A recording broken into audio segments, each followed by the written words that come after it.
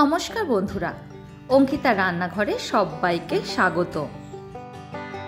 আজকে বানাবো বাঙালির অত্যন্ত প্রিয় একটা রেসিপি, আলু পোস্ত।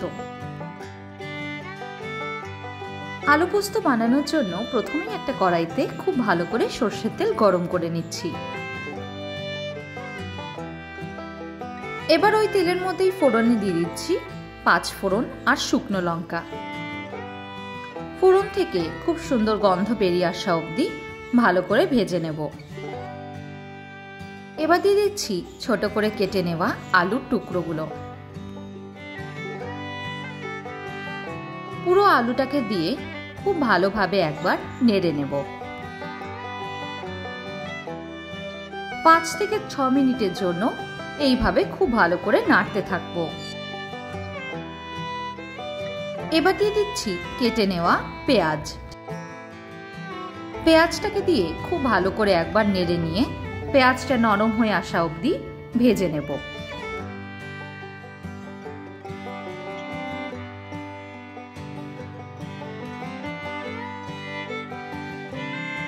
এবার দিয়ে দিচ্ছি 1 চামচ পরিমাণে হলুদ আর পরিমাণ মতন নুন। আবারও খুব ভালোভাবে মিশিয়ে নিয়ে ভেজে নেব। হলুদের কাঁচা গন্ধটা যাওয়া অবধি খুব ভালো করে মশলাটাকে মেশাতে থাকবো। আলু পোস্তর সাথে আপনারা বিউলির ডাল করে একবার খেয়ে দেখবেন।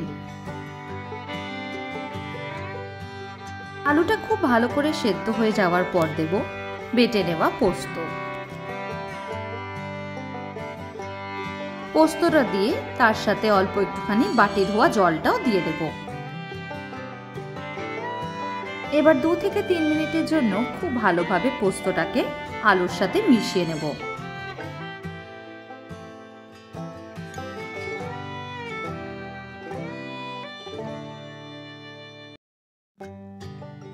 এই সময় দিয়ে দেব 4 থেকে 5টা কাঁচা লঙ্কা। কাঁচা লঙ্কাটাকেও খুব ভালোভাবে মিশিয়ে নেব।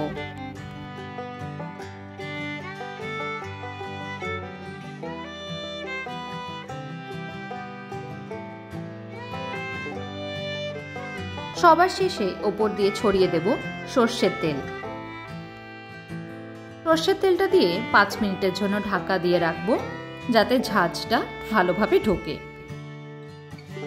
গরম গরম সার্ভ করুন আলু পোস্ত, ডাল আর ভাত।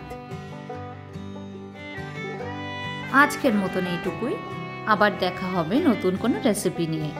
ভালো থাকবেন, সুস্থ থাকবেন। ধন্যবাদ।